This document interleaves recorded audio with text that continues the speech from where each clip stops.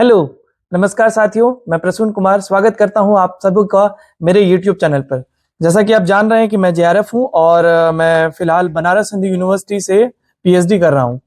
और आज हम लोग इस वीडियो के माध्यम से बहुत इंपॉर्टेंट टॉपिक्स को कवर करने जा रहे हैं। जैसा कि आप जान रहे हैं कि एग्जामिनेशन UGC नेट JRF का बहुत पास में है और पेपर 1 में क्या इंपॉर्टेंट टॉपिक्स हो सकते हैं जिसपे बार बार क्वेश्चंस आते हैं, और वो यूनिट वाइज मैं आज आपको बताने जा रहा हूं विथ PYQ।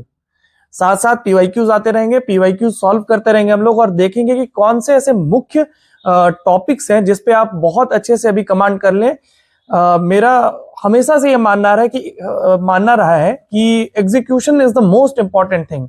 किसी भी एग्जामिनेशन में आप शुरू से अभी तक तैयारी करते हैं, लेकिन ये जो 15-20 दिन और 1 महीने का समय बाकी है, ठीक है, इसमें आप कितनी प्रभावशाली तरीके से पढ़ाई करते हैं, PYQ सॉल्व करते हैं, यही डिसाइडिंग फैक्टर बनता है आपके नेट क्वालिफिकेशन और JRF क्वालिफिकेशन में। तो आइए नजर डालते हैं, स्टार्ट करते हैं हम लोग टीचिंग एप्टीट्यूड। ये वीडियो 3 पार्ट में जाएगी, ठीक है, या कोशिश करूंगा 2 पार्ट में जाए और 3-3, 4-4 यूनिट करके हम लोग कवर करेंगे। और ये वीडियो आपके लिए बहुत मस्त होने वाला है एग्जामिनेशन के आसपास, क्योंकि मैं उस सारी चीजों को पढ़ाऊंगा भी, PYQs भी बताऊंगा और समझाऊंगा कि कैसे हम लोग मल्टीपल चॉइस क्वेश्चंस को सॉल्व करके उस एप्टीट्यूड को डेवलप कर सकते हैं। तो टीचिंग एप्टीट्यूड से स्टार्ट करते हुए मैं आपको इंपॉर्टेंट टॉपिक्स बताता हूं। जैसे कि सबसे पहले है concept of teaching. Concept of teaching में क्वेश्चंस इस प्रकार आते हैं कि आपको स्टेटमेंट वाइज क्वेश्चंस आ जाएंगे और आपको उसमें पॉजिटिव चीजें ढूंढनी होती है, ठीक है। और अगर आपने MCQ सॉल्व करने का एप्टीट्यूड डेवलप कर लिया है तो आप एलिमिनेशन टेक्निक से भी इस क्वेश्चंस को बना सकते हैं। जैसा कि मैं आपको ये क्वेश्चंस पढ़ के बताता हूं और ये साथ में अभी नीचे क्वेश्चंस आप देख सकते हैं, ठीक है। जैसे क्वेश्चन है कि which of the following are the ways to increase motivational climate in the class.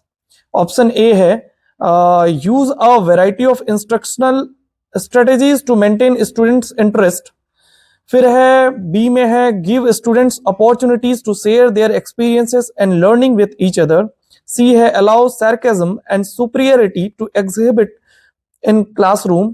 और डी है fostering classroom atmosphere which is based on trust and cooperation. अब 4 नीचे ऑप्शन दिए हुए, B and C only, C and D only, A, B and D only, A, C and D only. अब आप इसमें से अगर आप इस सारे ऑप्शंस को अच्छे से देखते हैं तो इसमें जो भी पॉजिटिव है आप उसको टिक कर ले कि ये आंसर होगा ही। जैसे कि पहला वाला है वैरायटी ऑफ इंस्ट्रक्शन, बिल्कुल होना चाहिए, ठीक है। और sarcasm की क्या जरूरत है, ठीक है। तो C तो ऑप्शन बिल्कुल नहीं होगा। आप एकदम क्विक इस पे रिएक्ट करें क्वेश्चंस पे कि C नहीं होगा तो आप सबसे पहले C वाले जिस में ऑप्शन में है उस सारे को काट दीजिए। देखिए ऊपर पहला ऑप्शन में भी B and C है, दूसरे में भी C and D है और चौथे में भी A and C and D है, ठीक है। तो C वाला तो हो ही नहीं सकता है, बच गया एक ऑप्शन, तो उसमें इसका आंसर हो जाएगा A, B, D। और आप A, B, D तीनों को अगर पढ़ते हैं तो काफी पॉजिटिव है, तो ये तीनों ऑप्शन वाला जो है इसका आंसर होगा, ठीक है। अब आते हैं, दूसरा होता है कि level of teaching. Level of teaching में आप जब पढ़ते हैं तो इसमें 3 तरह के लेवल के बारे में बताया गया है, जिसमें मेमोरी लेवल है, अंडरस्टैंडिंग लेवल है और रिफ्लेक्टिव लेवल है। मेमोरी लेवल में क्या होता है कि रोट लर्निंग होती है, मेमोराइजेशन किया जाता है फैक्ट्स का, ठीक है। अंडरस्टैंडिंग लेवल थोड़ा इससे बियॉन्ड जाता है, जिसमें आप कंसेप्ट को थोड़ा सा अंडरस्टैंड करते हैं, चीजों को प्रैक्टिकली समझने की कोशिश करते हैं, ठीक है। तो जो डेफिनेशन होता है वो अंडरस्टैंडिंग लेवल होता है। और तीसरा जो रिफ्लेक्टिव लेवल होता है ये इंट्रोस्पेक्टिव लर्निंग में आता है, जिसमें क्रिटिकल थिंकिंग करते हैं, हाइपोथेटिकल डिडक्टिव जो टाइप ऑफ लर्निंग होती है, जिसमें आपका कॉग्निटिव डेवलपमेंट होता है, वो होता है। तो आप इस तरह से इन तीनों लेवल में जो इंपॉर्टेंट मैंने अभी आपको बताए हैं जो टॉपिक्स, उसको याद कर लीजिए, ठीक है। जो सब्जेक्ट्स और जो वर्ड्स मैंने यूज किए हैं बिल्कुल उसको याद कर लीजिए। अब एक क्वेश्चन इस पे सॉल्व करते हैं। जैसे कि 2 स्टेटमेंट यहाँ पे आ गए। पहला स्टेटमेंट ये कहता है कि teaching at the understanding level involves encouraging students to think critically and reflect on their learning experiences. दूसरा स्टेटमेंट कहता है कि teaching at the memory level involves rote memorization and does not encourage critical thinking. अब 4 option है, ये statement wise वाला question है। तो आप सबसे पहले अभी मैंने आपको क्या बोला कि जैसे पहला जो स्टेटमेंट है इसमें लिखा हुआ है teaching at the understanding level, ठीक है। ये क्या कर रहा है, क्रिटिकल थिंकिंग कर रहा है। ये कहां पे होता था, मैंने भी आपको बताया, ये रिफ्लेक्टिव जो लेवल है उसमें होता। तो पहला स्टेटमेंट गलत हो गया। और मैंने एकदम स्टार्टिंग में आपको बताया कि मेमोरी लेवल में क्या होता है कि रोट मेमोराइजेशन, रटना सिखाते हैं, मेमोराइज करना सिखाते हैं फैक्ट को, ये जो दूसरे स्टेटमेंट में लिखा हुआ है। तो इसका ऑप्शन क्या हो जाएगा कि स्टेटमेंट 1 गलत है और स्टेटमेंट 2 सही है।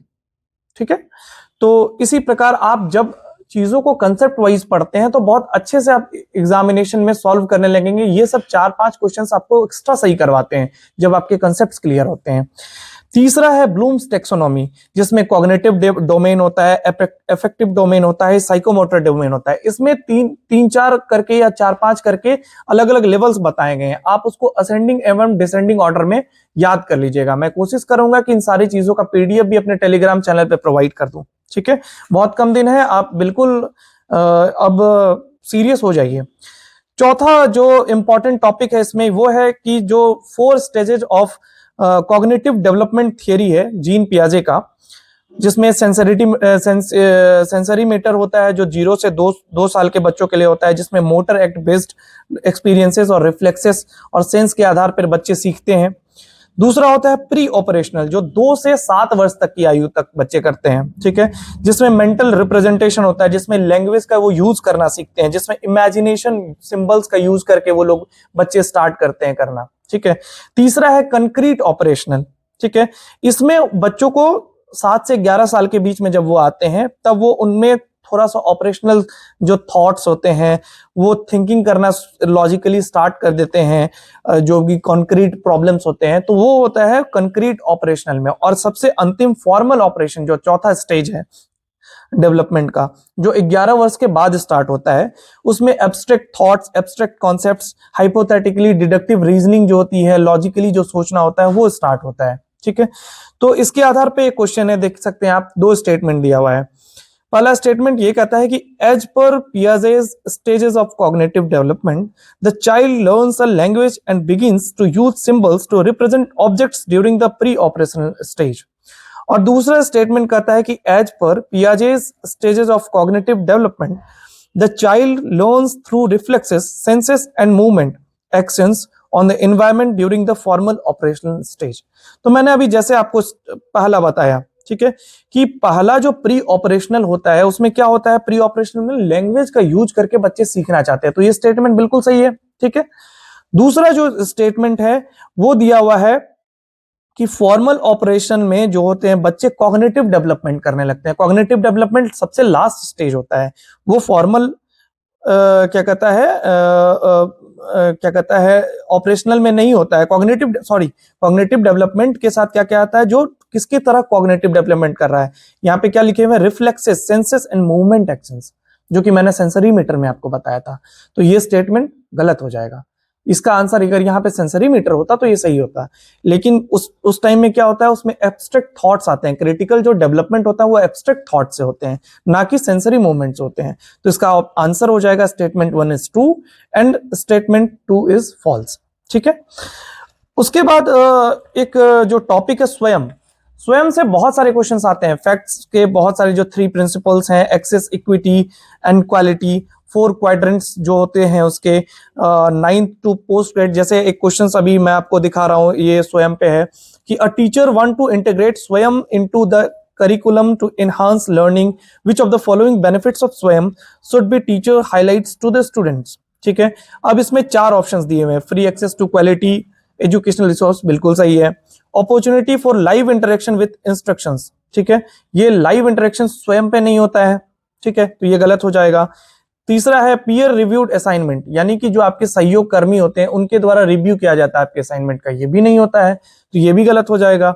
चौथा है सेल्फ पेस्ड लर्निंग, स्वयं तो यही है, तो सेल्फ पेस्ड लर्निंग है, तो ये भी सही हो जाएगा। तो इसका आंसर क्या हो जाएगा, ए और डी। ठीक है, ए और डी जो दूसरे नंबर पे है वो इसका आंसर होगा।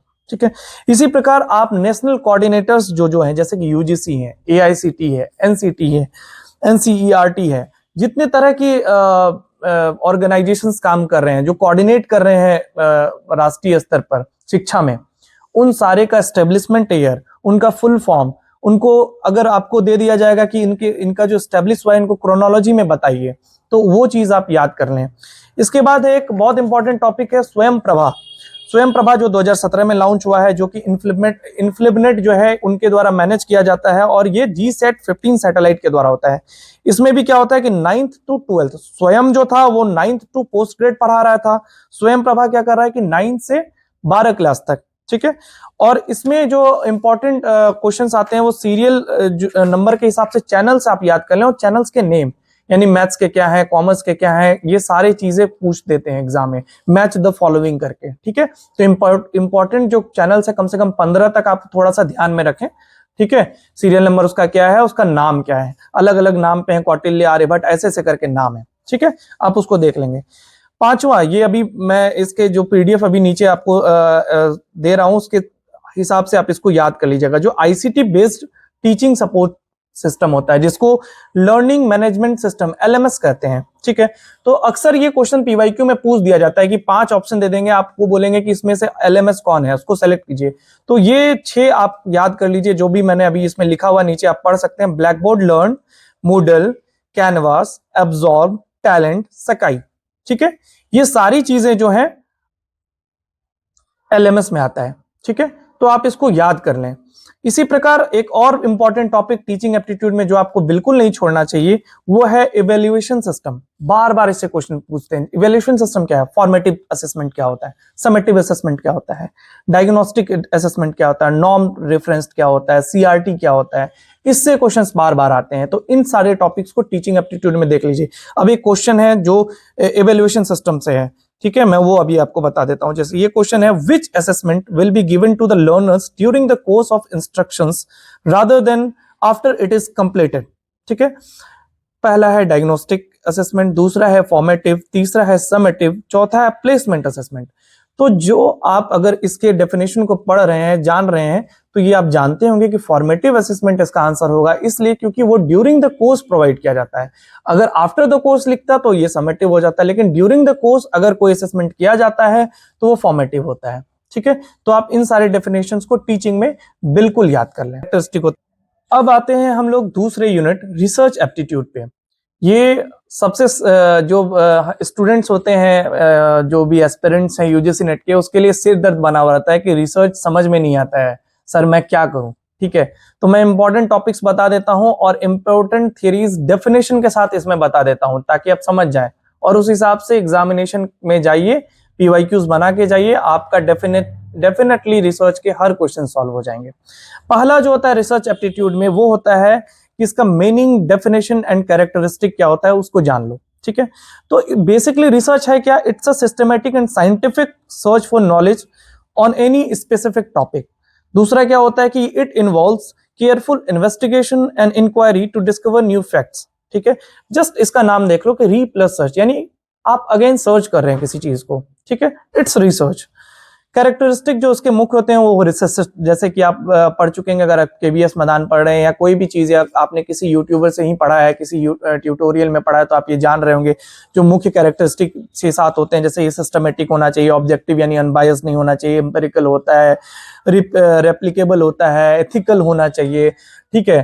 तो इस तरह की जो चीजें हैं वो इसकी कैरेक्टरिस्टिक होती है। कैरेक्टरिस्टिक, तो जो कैरेक्टरिस्टिक है आप उसको पढ़ लें, ठीक है। फिर टाइप्स ऑफ रिसर्च में आता है, मैं एक एक करके टाइप बताता हूं, थोड़ा थोड़ा डिस्क्रिप्शन दे देता हूं सबके बारे में, ठीक है। आप ध्यान से सुने, अगर आपके पास पेन एंड पेपर है तो आप नोट कर लें, ठीक है, कि ये इंपॉर्टेंट पॉइंट्स पूछे जाते हैं एग्जामिनेशन में। मैं जो बोल रहा हूं वो चीज एग्जामिनेशन में आएगी और 100% आएगी। इन्हीं में से कुछ पहला होता है डिस्क्रिप्टिव रिसर्च, मान लेते हैं, ठीक है, मतलब कि एक एक करके जा रहे हैं। दो तरह के डिस्क्रिप्टिव होते हैं, बेसिकली क्रॉस सेक्शनल जो वन टाइम में किया जा सकता है, और एक लॉन्गिट्यूडनल होता है जो more than one time data collection होता है, कि लंबे टाइम तक चलता है। दो चीज, क्रॉस सेक्शनल, लॉन्गिट्यूडनल, समझ में आ गया। ये बेसिकली डिस्क्राइब करता है, डॉक्यूमेंट करता है, कैरेक्टरिस्टिक करता है किसी फिनोमेना को, किसी पॉइंट पे, यानी नाम से ही कि लाइक डिस्क्रिप्टिव रिसर्च, ठीक है। इसमें ज्यादातर सर्वेज होते हैं, ऑब्जर्वेशंस और केस स्टडीज का यूज किया जाता है डिस्क्रिप्टिव रिसर्च में। दूसरा होता है एनालिटिकल रिसर्च, ठीक है। It aims to understand the underlying causes, relationship and और patterns in given phenomena. It involves analysing data और इंफॉर्मेशन टू ड्रॉ कंक्लूजन। ये ज्यादातर सोशल साइंस में होता है, जब आप किसी डेटा को लेके उसका एनालाइज करते हैं, उसको एनालाइज करते हैं। इट्स अ टाइप ऑफ, जब ऐसे कीवर्ड्स उसमें दिए रहेंगे क्वेश्चंस में, बस कीवर्ड उठाना है, ऑप्शन टिक करना है, ठीक है। एनालिटिकल रिसर्च सोशल साइंस में किया जाता है जब डाटा को एनालाइज करते हैं आप, okay. Applied research, applied research जो होता है ये बहुत इससे क्वेश्चंस बार बार पूछे जाते हैं, ठीक है। ये क्या होता है, ये एक स्पेसिफिकल प्रैक्टिकल प्रॉब्लम्स या इशू को उस स्पेसिफिक टाइम में एड्रेस करने के लिए होता है, यानी कि अप्लाइड करते हैं उस जो भी रिसर्च को अगर आप किसी प्रॉब्लम पे अप्लाई कर रहे हैं उस टाइम पे, किसी स्पेसिफिक टाइम पे, तो अप्लाइड रिसर्च में आता है, ठीक है। ये जो अप्लाइड रिसर्च आता है, ये एम क्या है, इसका मुख्य काम क्या है, इट प्रोवाइड्स प्रैक्टिकल सॉल्यूशंस और एप्लीकेशंस टू रियल वर्ल्ड, ठीक है। जब रियल वर्ल्ड में किसी भी प्रॉब्लम्स को सॉल्व करने के लिए किसी रिसर्च को किया जाता है, तो it's a type of applied research, ठीक है। फिर फंडामेंटल रिसर्च आता है, जिसमें मतलब ये नाम से क्लियर ही है। उसके बाद आता है क्वांटिटेटिव रिसर्च, ठीक है, ये इंपॉर्टेंट है। फिर क्वांटिटेटिव में क्या होता है कि it involves the collections and analysis of numerical data. It emphasizes objective measurements and statistical analysis. It aims to establish a statistical relationship pattern and trends. इस पे एक क्वेश्चन देखते हैं हम लोग क्वांटिटेटिव रिसर्च पे, ठीक है। जैसे कि अभी मैंने आपको क्या बोला कि इसमें मेजरमेंट होता है डाटा का, तो आप ये देखिए, इस क्वेश्चंस को देखिए। In quantitative research providing a basis for more precise estimation of the degree of relationship among और between concepts in the function of. पहला है सर्वेइंग, दूसरा रिव्यूइंग, तीसरा मेजरमेंट, चौथा सैम्पलिंग। तो इसमें सबसे अच्छा कौन सा होगा ऑप्शन क्वांटिटेटिव के लिए? मेजरमेंट। तो इसका आंसर हो जाएगा मेजरमेंट, ठीक है।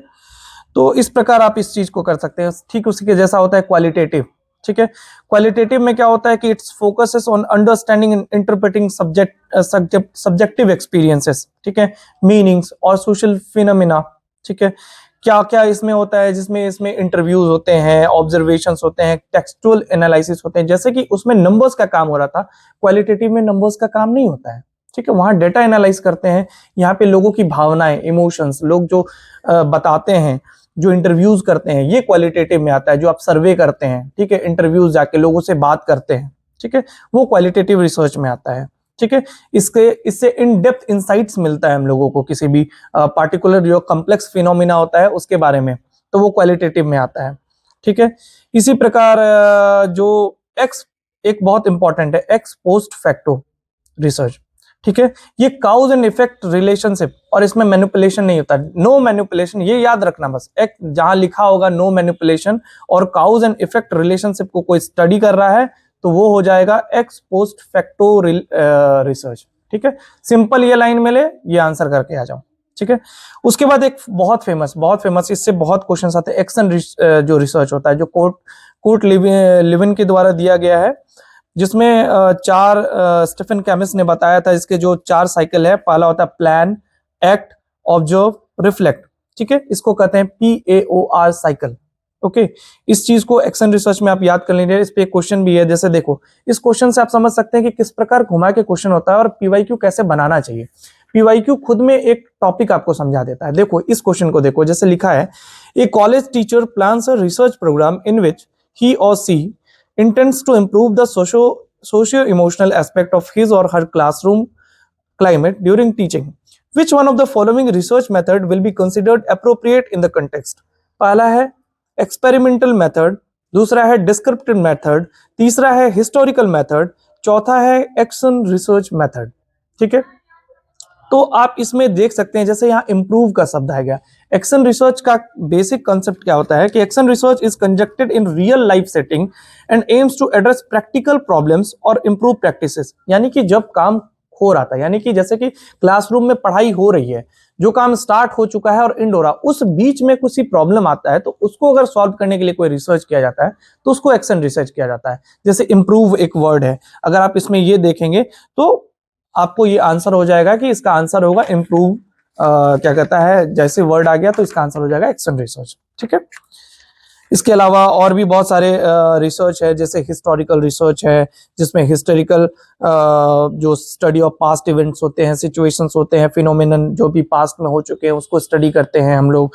इसके अलावा फिनोमिनोलॉजी होती है, जिसमें एक बहुत फेमस कीवर्ड है ब्रैकेटिंग, ठीक है, आप इसको याद रखना, जिसमें लिविंग एक्सपीरियंसेस, किसी इंसान की जो लिविंग एक्सपीरियंसेस होती हैं उसको अगर स्टडी किया जाता है तो वो फिनोमिनोलॉजी के अंदर आता है। इथनोग्राफी, याद कीजिए वर्ड, ये सब क्वेश्चन आते हैं एग्जामिनेशन में, पक्का आते हैं। इथनोग्राफी, इथनोग्राफी में क्या होता है, it's involves immersing one self in a specific social और कल्चरल सेटिंग। पहला पॉइंट, कीवर्ड क्या है, सोशल कल्चरल सेटिंग। जहां भी कल्चर आ जाए तो वहां पे इथनोग्राफी होगा, यानी कल्चर की, जब बिहेवियर्स की, बिलीफ की, किसी की प्रैक्टिकल जो प्रैक्टिसेस होती है पार्टिकुलर ग्रुप्स की, जब ऐसे चीजों की स्टडी की जाती है वो होती है इथनोग्राफी में। ठीक है, तो इसी प्रकार बहुत टाइप्स ऑफ के जो रिसर्च थे मैंने आपको बता दिए। अब है स्टेप्स ऑफ रिसर्च, आप इसको अच्छे से पढ़ लीजिए। ये आपको अरेंज करने दे देते हैं असेंडिंग या डिसेंडिंग ऑर्डर में, जैसे कि 5 तरह के जो जैसे ये क्वेश्चन है, आपको मैं इस पे क्वेश्चन करवा देता हूं। Arrange the following steps pertaining to quantitative research in correct order. ठीक है, इस रिसर्च को आपको जो भी आपको ये दिया हुआ है इसको आपको अरेंज करना है करेक्ट ऑर्डर में, यानी स्टार्ट से एंड तक में।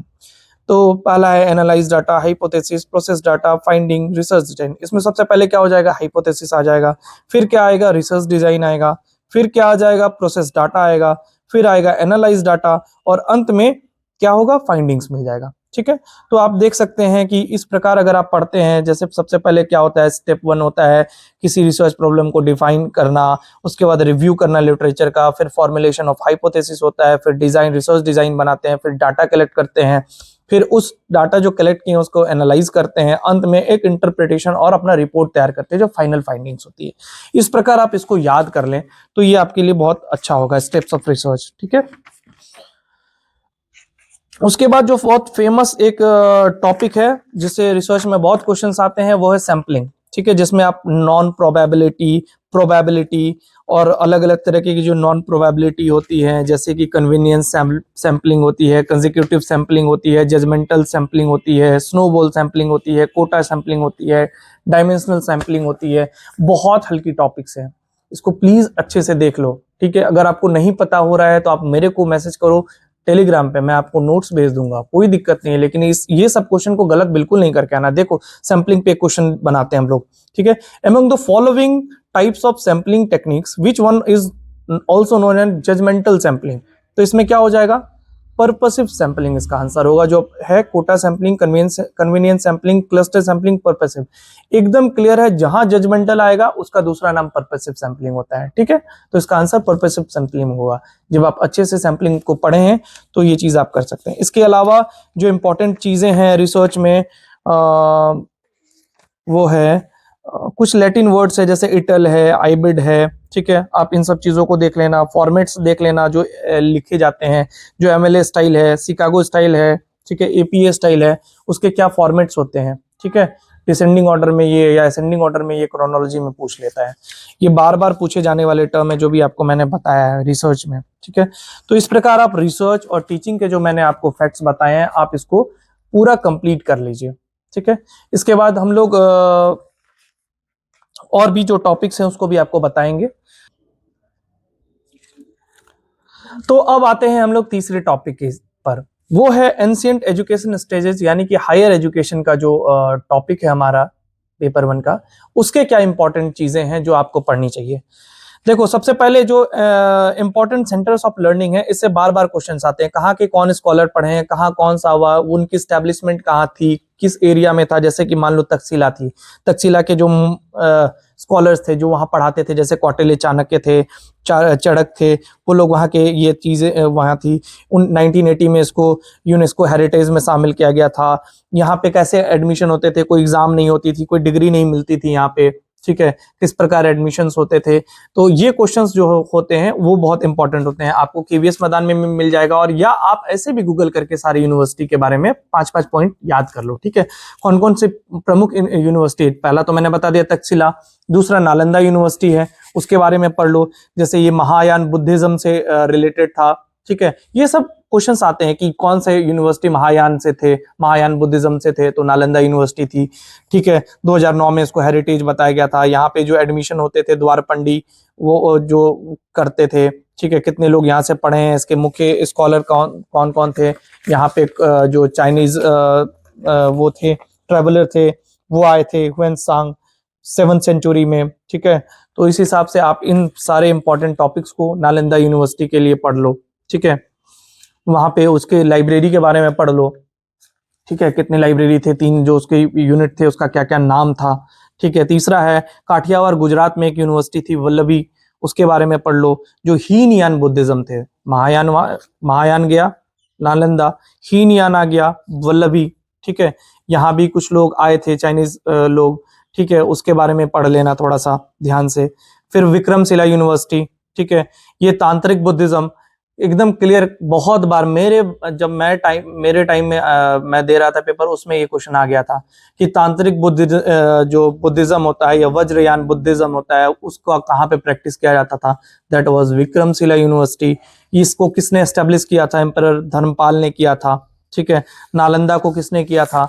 ठीक है, तो इस प्रकार आप ये चीजें अगर अच्छे से पढ़ते हैं, जो कि गुप्ता डायनेस्टी वगैरह में हुआ था ना, तो विक्रमशिला यूनिवर्सिटी के बारे में आप पढ़ लीजिए। इसके अलावा उदंतपुरी यूनिवर्सिटी है, जगतदाला है, ठीक है, नादिया है, उज्जैन है। ठीक है, मिथिला यूनिवर्सिटी, उसके कौन से स्कॉलर थे? तो कुछ स्कॉलर्स यानी टीचर्स जो फेमस हुए थे उस टाइम में, जिन्होंने बहुत अच्छी थियरीज दी थी, उसके बारे में आप पढ़ लीजिए। बार बार इससे क्वेश्चंस आते हैं।